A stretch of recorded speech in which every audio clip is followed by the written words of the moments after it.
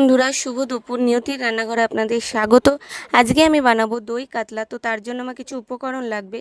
তো প্রথমে একটা বাটিতে আমি পরিমাণ মতো টক দই, হলুদ গুঁড়ো, আগে থেকে বেটে রাখা 1.5 চামচ মতো আদা, কাঁচা লঙ্কা, টমেটো, রসুন বাটা আমি নিয়ে নিয়েছি, আর লঙ্কার গুঁড়ো আর পরিমাণ মতো নুন নিয়ে ভালো করে আমি মশলাটা একসাথে ফেটিয়ে নেব। দইয়ের সাথে ভালো করে ফেটিয়ে নিতে হবে, যাতে কোনো রকম দানা না থাকে দইয়ে।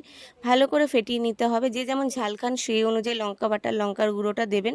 অনেকেই পেঁয়াজ রসুন দেয় না, তো আমি দিয়েছি একটু অন্যরকম টেস্ট আসার জন্য। ভালো করে ফেটিয়ে নিতে হবে।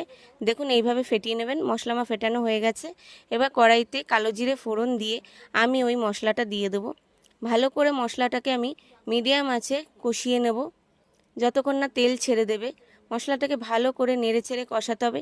আমি ঢেকে ঢেকেই কষিয়েছি, আপনারাও ঢেকে ঢেকেই কষাবেন, তো ভালো হবে। কিছুটা তেল ছেড়ে দিয়েছে, তেল ছাড়া হয়ে গেছে। দেখুন মশলা আমার পুরো কমপ্লিট। এবার একটু স্বাদটাকে ব্যালেন্স করার জন্য আমি কিছুটা চিনি দিয়ে দিয়েছি। চিনি দিয়ে নেড়ে ছেড়ে আগে থেকেই 4টে ভেজে রাখা কাতলা মাছের পেটি আমি দিয়ে দিয়েছি। তো দিয়ে এর সাথে ভালো করে নেড়ে ছেড়ে পরিমাণ মতো জল দিয়ে আমি 10 মিনিট মতো ঢেকে নিয়েছি। দেখুন হয়ে গেছে, সুন্দর কালার এসছে। তো আমার মাছ কমপ্লিট। ভালো লাগলে লাইক শেয়ার কমেন্ট করবেন, পেজটিকে ফলো করে আমার পাশে থাকবেন।